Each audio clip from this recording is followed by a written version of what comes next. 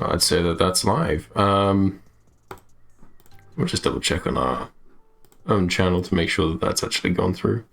I mean, even if it's not, oh well. All right, well, hi everyone. I wanted to start with just a quick opening to say this is going to be a shorter stream than usual, but one covering some advice from a script reader by the username Astonished Wolf on the subreddit r/screenwriting, and this was posted 2 days ago. Yeah, I was just doing some professional research, came across this, and I thought it would be interesting to read over and share with you some of their wisdom. So, here goes. Requests from a script reader. I've been doing script coverage on and off for years, and I've made a list of things I wish writers would do less often or never again if possible. He gets straight into it. Stop jabbing me in the ribs while I'm reading your script. A few asides and tongue-in-cheek descriptors are fine, but please don't constantly remind me that I'm reading a screenplay instead of letting me become immersed in the story myself. It's the kind of motel where you either shoot up or shoot yourself. Blood, sweat, and other things all over the place. No doubt someone will take a match to it someday, just not today. Even the cockroaches, yeah, blah blah blah. It's a bad motel, I get it, move on. Which is a nice little, you can be kind of fun and funky, but I think the point he's getting at is just don't overdo it. And it seems like a lot of people do. Next point is, don't use bold on every page. I don't know if I used bold myself yet, so we'll see if... Yeah, well, I might do some more script readings as the further we go into this, so if it turns out that's quite a common thing, we'll discover it together.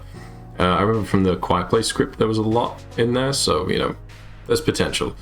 If you really want to emphasize something, sure, fine. But if you bold a piece of dialogue or action multiple times on every page, it shows me you're trying too hard to imbue every scene with too much importance. And, yeah, I think that that's really vital. You want to kind of show a confidence in the story that you're trying to tell, and I think, yeah, trying too hard to imbue importance in every scene, it kind of sort of smells a little bit desperate that you are wanting people to believe in this, even if you don't really believe it yourself, so you're just kind of hyping it up a little bit too much, or at least that's the impression I take away from that. So yeah, solid advice. Don't give me exposition if I don't need it. It's like when we were raised by our mom all those years ago in Tallahassee, Florida, as half-brothers. My dad was an oil rig man, yours was a teller for Wells Fargo. I can't believe it's been 18 years since we saw each other. How's your wife, Sherry, and your kids, Max and Anne, aged 12 and 9? Yeah, damn, like, you're not kidding. That is some very heavy-handed exposition. To tail off this, I think as much as you can show more than you can just flat-out tell, the better. Like I said, iceberg theory is key. Got nothing else to say on that. I think exposition has already got an unbelievably harsh reputation. So yeah, avoid that like the plague. Don't describe clothing unless it's important. This is something you might actually have noticed in my previous stream where it was low commentary and a short noir 2-page, just getting the creative flowing. Clothing is, unless it's important, exactly. For a lot of things that I've written, it's hard to sort of overstate that clothing is, given that you're not, designing wardrobe yourself, it's not really your job to decide what the characters are and are not wearing. Again, unless it's important, and that's the crucial part here. Especially when the only times fashion seems to come up is when you're telling me X female character is wearing a miniskirt and heels, but mysteriously forget to mention what X male character is wearing. Yeah, I can see that happening a lot. While we're talking about sexist descriptors, if your descriptor of every female character effectively boils down to hot but she doesn't know it, rethink what you're writing. Damn, very true. I don't really have much else to say about that, but I think that kind of comes under the men writing women, because I think you get a lot of male screenwriters doing that. I think if you're writing specifically from gender, particularly if you're a male screenwriter, you're doing it wrong. You should be writing people, human beings, experiences, a story. You shouldn't be writing women and then everybody else, because if you're doing that, chances are you're, well, you need to rethink what you're writing. Don't overuse abstract descriptions. Again, this is, not like something I've done before, or at least I can't see myself doing, so we'll see how staunchly this applies. Again, this is not a set-in-stone rule, but I'm generally against abstract opening sequences that add up to nothing. Red, a bright, bloody crimson shade, envelops our view, but within the red we can make out a reflection. Bright flicks of light offset the red. We push in closer to reveal. Black, a deep void of color, all-encompassing, oppressive, darkness within the light. 5 pages later, you reveal we've been staring at a 1/4 inch of a car or something and don't know who your protagonist is. Yeah, I can't see myself doing that, and if you can, I think maybe you're trying to be poetic or interesting with this. I don't know. It seems even as an amateur, that seems like a bit of a dangerous thing to start following, so, just check yourself. Speaking of checks, do a grammar check. Make sure you're using your commas and semicolons correctly. If you're not sure you are, then don't use them so often. Having consistent spelling errors and grammatical mistakes can make reading your script confusing and slow.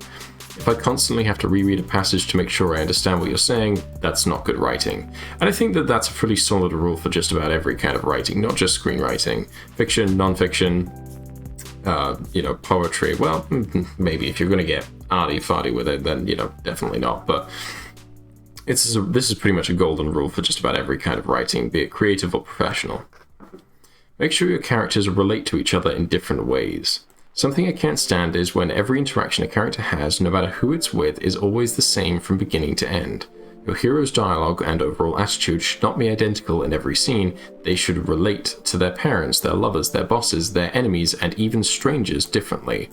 As a way to make sure your characters are consistent without being repetitive, Don Draper is almost always closed off, but he lets out different facets of himself depending on who he's talking to. A really good example of this working well is Walter White in Breaking Bad. I don't need to say any more than that beyond, you should already know who that icon of TV is. But if you look at how he interacts with Skyler and Walter Jr. when they're together compared to how he reacts to, how he discusses things with Skyler when they're alone, I think you have scenes that follow a sort of desperate interaction between Walter and Skyler, and she exits the scene only for the next person for him to interact with is Jesse, and you can see that kind of flip over immediately. There's the same character, obviously, but how he talks to Jesse is a completely different planet to how he talks to his wife, how he talks to Hank, how he talks to Gretchen, for instance. So yeah, this is a crucial point, and if you want an example of how to do it effectively, study Breaking Bad. Show me something I haven't seen before. I'm really tired of Southern Gothic crime dramas, horror stories with generic monsters, comedies about men who need to grow up, and almost anything post-apocalyptic. You don't need some crazy high concept, just show me something that feels different. I think this is a really interesting point, and one that my mentors sort of passed on to me, is that you should not try and be original as much as you should try and be fresh. So I don't know with show me something I haven't seen before, because immediately you're kind of going back on that, saying you don't need a crazy high concept, and I think that that's everybody's go-to to try and demonstrate something that nobody's seen before. It's something that's got to be way out there and crazy, and ironically it ends up then being just like every other piece of work that's trying to do the same thing. So I don't think necessarily it's about putting something forward that someone's not seen before, but delivering something familiar in a way that is fresh and interesting, and that breathes new life into an old concept. Because you have these sort of theorists, like Bob McKee, who suggest that there's only a certain number, a limited volume of stories that we can tell, just in different ways. And I think the real key is to find one of those, maybe a past sort of well-trodden, and bring it to life in a way that has not been seen before, to be fresh more than crazy original. Stop overusing generic Bible quotes and idioms. I don't know if this is something specifically United States centric. I don't know. I don't think I've read enough scripts in the UK to say that it is or that it isn't, but of course I think religion's a little bit more important out there. I read a script recently that really hammered home the phrase wolf in sheep's clothing to the point it lost all meaning. I would say, actually, in today's world of hyper-fast content, wolf in sheep's clothing is already close to losing all of its meaning, so overdoing that, yeah, that wouldn't be difficult. Often when I see things like this, it feels like shorthand, as if the writer did a Google search for best Bible quotes and picked whichever one was most familiar or sounded most ominous. I think I myself might be guilty of that, maybe once or twice throughout my entire studying career. But typically I think going out of my way to find Bible quotes, I don't know, doesn't seem important to me unless it's important to the character or scene that I'm writing. If it takes place in a church, for instance, or if I'm writing a born-again Christian. But otherwise, I think generally I wouldn't go seeking those. So, I think that's good advice. Stop overusing them, but also try not to go looking for them. They follow up with an edit. Getting questions about my comment regarding Southern generic... Oh, so it seems that there are a lot of comments about Southern generic Gothic crime drama. I have no idea why, but across the handful of production companies and studios I've read for, there is always at least a couple of gritty crime dramas or thrillers set in the South that I have to read. Some of them I've seen get made, some not. I have no idea why this specific subgenre is so prevalent. They often feel like carbon copies of Winter's Bone, Mud, True Detective, and Hell or High Water, but I have to keep reading them. I actually will be getting into True Detective myself to kind of explore this subgenre, because I've heard some fantastic things, so I might actually do a review on some of the screenwriting techniques used in there, maybe in a future stream or episode. Again, this is just sort of screaming that this is a US-based individual, because if you say Southern Gothic crime drama and True Detective, it's all saying, this is America Southern. This is obviously not going to be UK or France European Southern. It's not going to be Africa Southern. It's going to be US Southern. And, given some of the other points in here, this is, I think, obviously from a US perspective, like Tallahassee, Florida, and Wells Fargo for some of the instances, the examples brought forward. But I don't think that makes the advice any less, relevant. It's just that that's the perspective that this is being read from, or written from. I think that's a pretty comprehensive list. I'm gonna try and not put my own spin on these too much, because I think, as I sort of say, I am a neophyte myself.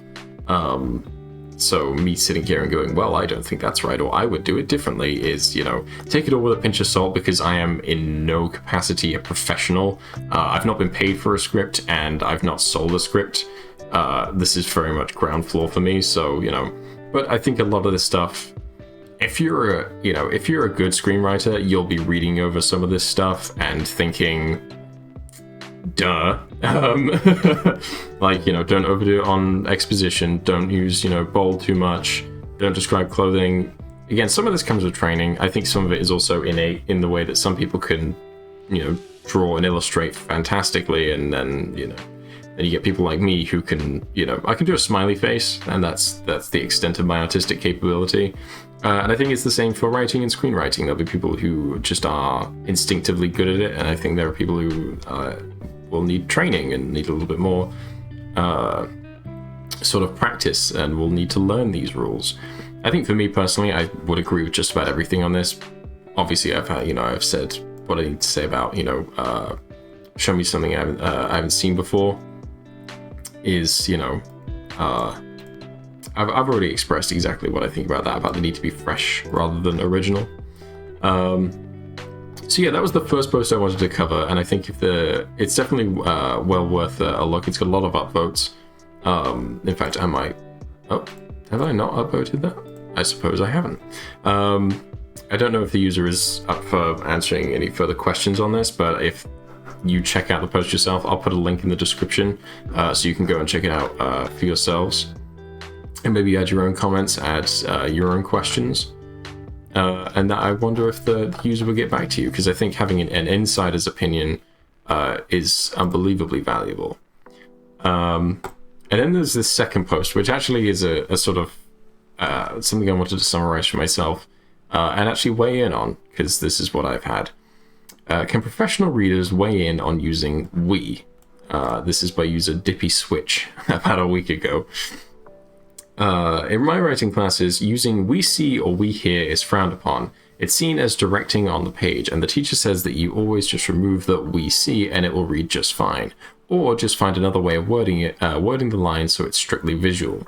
It makes sense to me, but when I read professional scripts, the majority of them use both we see and we hear, or we move into, or something like that. And to me, it just works. It really paints a picture for me, and feels like the writer is talking directly to me, telling a visual story, describing how things play out on screen.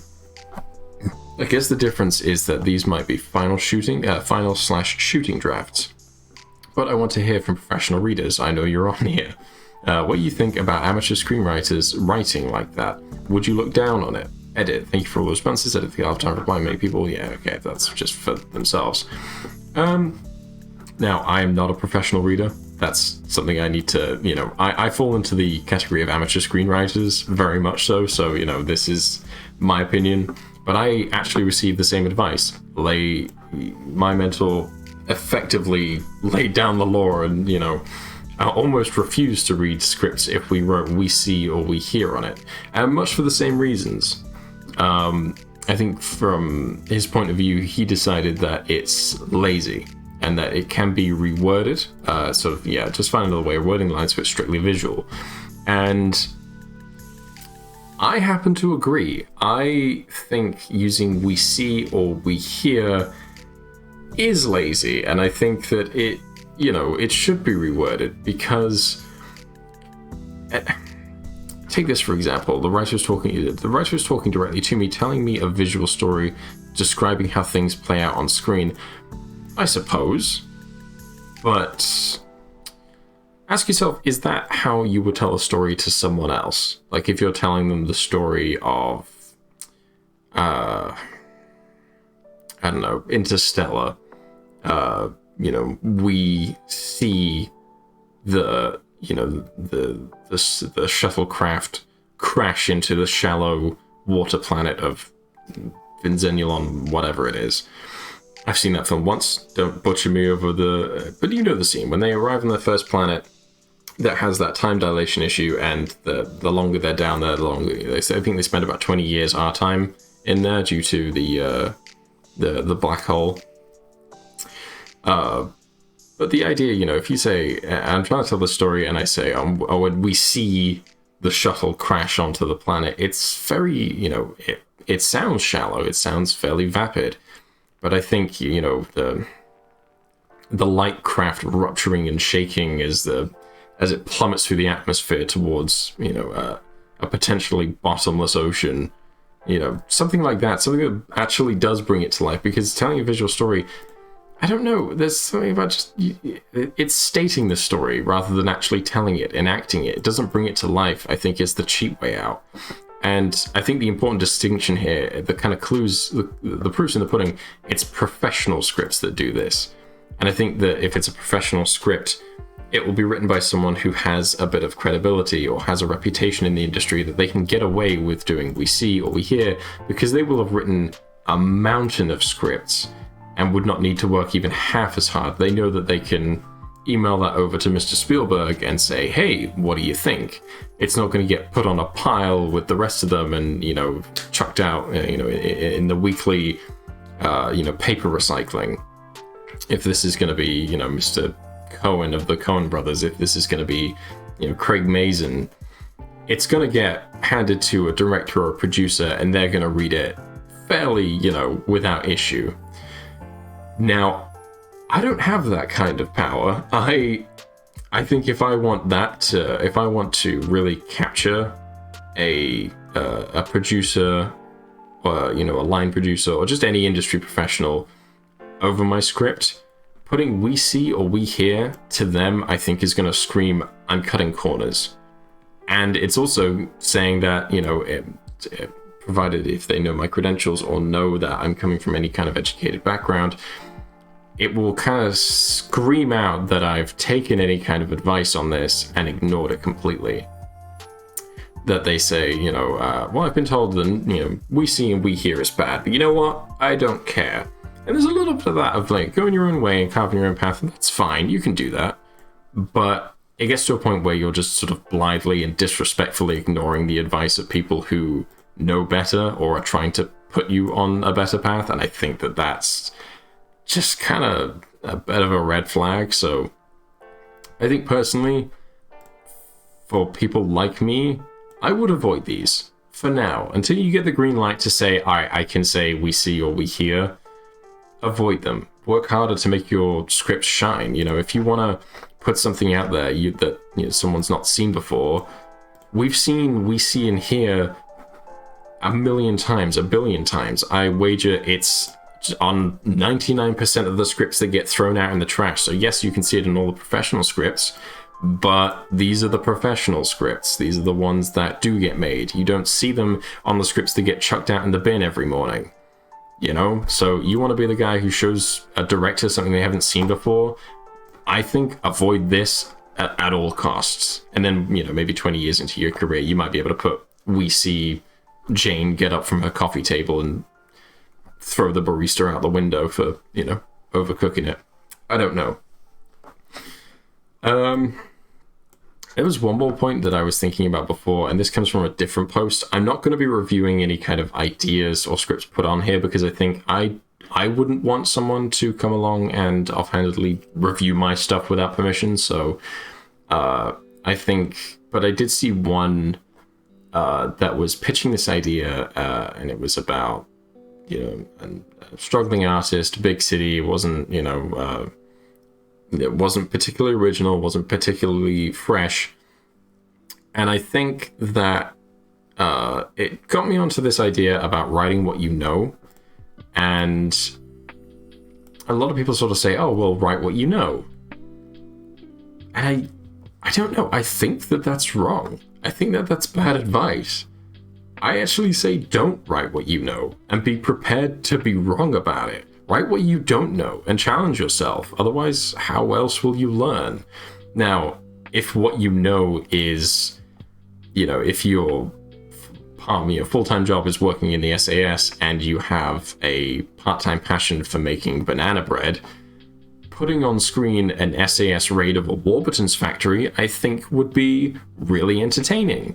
But I think write what you know for a lot of up-and-coming artists will be being an artist or being a writer and coming to the reality of how awful the industry can be and how competitive everything is and how demotivated you can be when studying or, getting passed up for this, that, and the other, writing scripts and putting your heart and soul into something and having it thrown out. And that's fine, but that doesn't make for interesting or effective storytelling because it's a universally upsetting experience, but it's not a universally compelling experience. So actually, I think write what you don't know.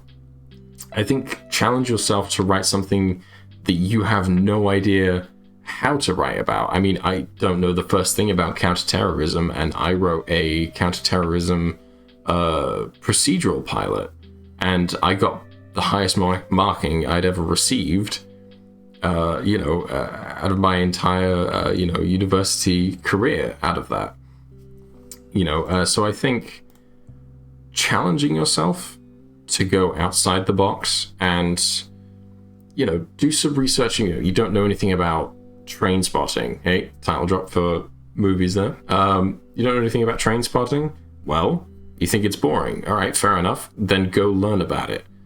Find a way to make it interesting. And if you can't, then all right, fine, fair enough. But at least you now know something that you didn't know before and will make you a better writer later down the line.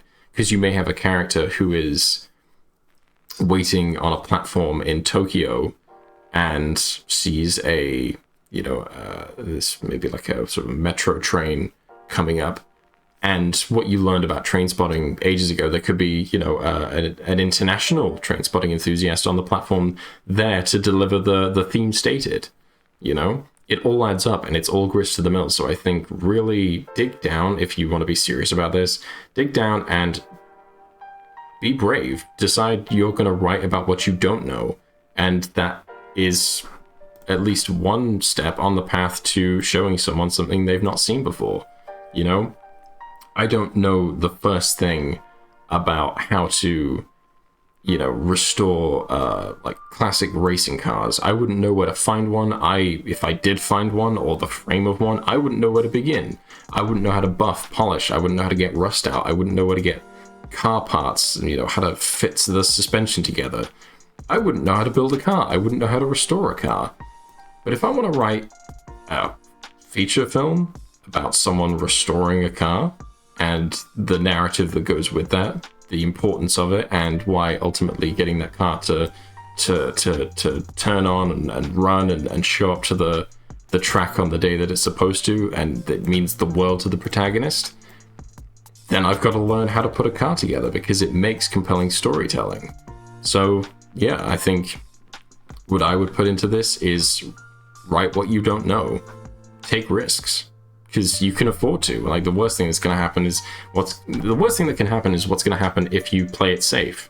Your script will get rejected. But now, instead of writing about the miserable kind of like everyday uncompelling stuff that is sort of universally known, it's about something niche or interesting or challenging or difficult or fun or funny. It's about something other than what we're already used to, and that is a surefire way of heading towards something that a producer and a director has not seen before. So yeah, I think that's what I would add to this list.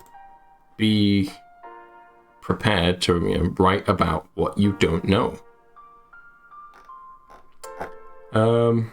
Like I said, this today was just going to be a fairly short one. I don't know our runtime, but I think I might do a couple more of these. I'm going to be active on the r/screenwriting Reddit. I may even post this stream on there, so at least the community can sort of feel a little bit maybe witnessed. And maybe if Astonished Wolf wants to reach out and have a discussion, that would be good. Thank you all so very much for joining, and I will see you all in the next stream. Thank you very much.